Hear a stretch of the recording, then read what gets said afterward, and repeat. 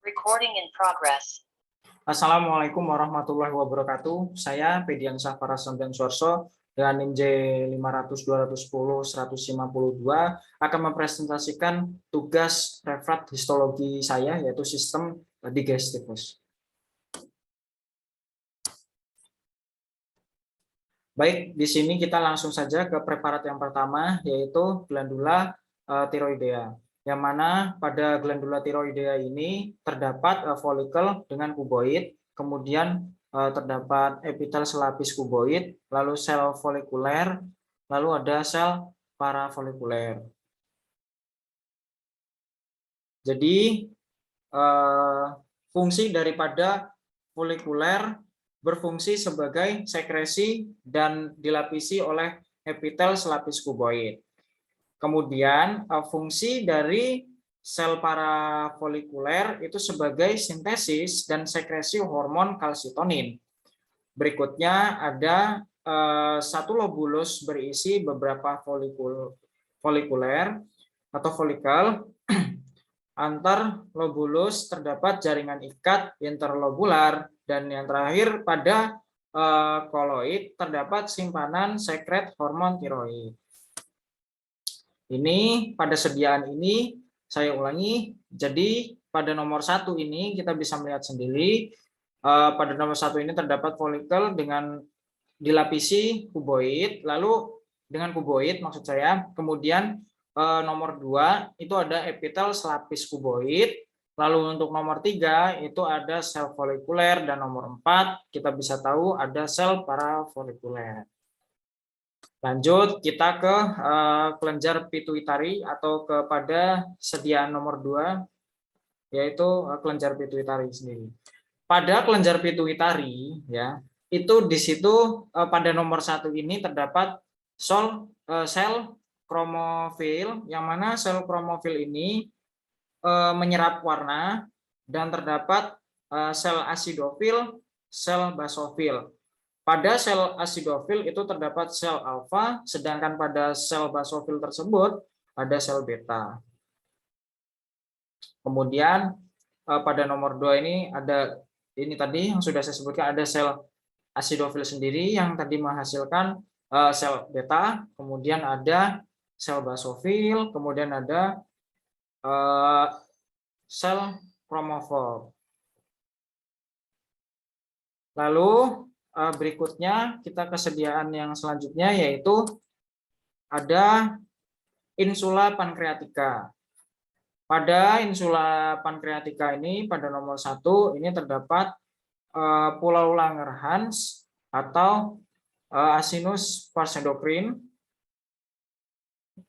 Kemudian ada sel alfa yang mana berfungsi sebagai penghasil glukagon. Kemudian ada sel beta yang mana berfungsi sebagai penghasil insulin. Dan yang terakhir ada acinus pankreatik, yang mana pada acinus ini terdapat 2 kelompok di pankreas endokrin dan eksokrin, dan di insula pankreatika terdapat sel alfa, sel beta, sel D, sel F. Kemudian ada sel delta atau sel D yang mana berfungsi untuk menghambat aktivitas sel alfa dan sel beta. Lalu pada sel F itu menghasilkan polipeptida dan pankreatika. Lalu kita lanjut kepada sediaan berikutnya, yaitu glandula suprarenal. Nah, pada glandula suprarenal ini terdiri atas, yang pertama itu ada kapsula, yang mana pada kapsula yang mana pada kapsul tersebut itu terdapat jaringan ikat irreguler ya. Jadi kita bisa tahu sendiri, ini warnanya kurang begitu jelas karena kontrasnya saya naikkan ya, saturasi warnanya saya naikkan pada saat itu. Jadi ini kita bisa mengetahui ini kapsula ya, yang sudah kita tandai ini kapsula. Nah, ini tadi terdapat jaringan irreguler. Kemudian di sini ini yang biru ya. Kemudian ini di sini terdapat korteks zona glandula atau ulangi, maksud saya korteks zona glomerulus. Atau bisa kita sebut saja korteks. Kemudian di sini ada zona fasciculata atau vena medullaris, medula. Ya, kemudian di sini ada zona reticularis atau zona yang mana zona reticularis ini terdapat vena medullaris. Lalu yang terakhir terdapat juga medula. Kita lanjut pada sediaan berikutnya, yaitu ada glandula pineal atau badan pineal. Pada glandula pineal ini terdapat dua bagian, yaitu adalah sel pinealis dan juga sel astrosit. Yang mana sel pinealis ini bentuknya ini bulat ya, bulat, kemudian berwarna terang. Ini juga warnanya kurang kurang jelas karena saturasinya tadi yang sudah saya katakan saturasinya itu saya tinggikan. Nah, ini di sini ada pada sel pinealis ini bentuknya ini bulat, kemudian warnanya itu terang ya sini ya. Lalu di sini ada sel astrosit, yang mana sel astrosit ini warnanya itu gelap, ya, aslinya ini warnanya gelap, kemudian terdapat juluran-juluran di sekitarnya. Pada pinealis atau sel pinealis tersebut itu terdapat sel sekretori yang mana menghasilkan hormon melatonin yang berfungsi mengatur irama sirkadian.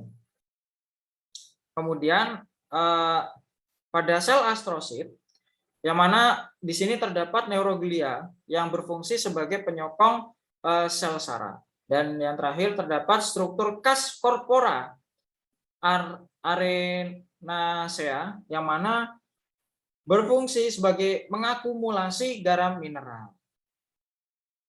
Jadi di sini preparatnya sudah saya paparkan semua ya pada sistem digestivus ya. Kiranya hanya itu yang dapat saya sampaikan, kurang lebihnya mohon maaf. Wabillahi taufik wal hidayah. Wassalamualaikum warahmatullahi wabarakatuh.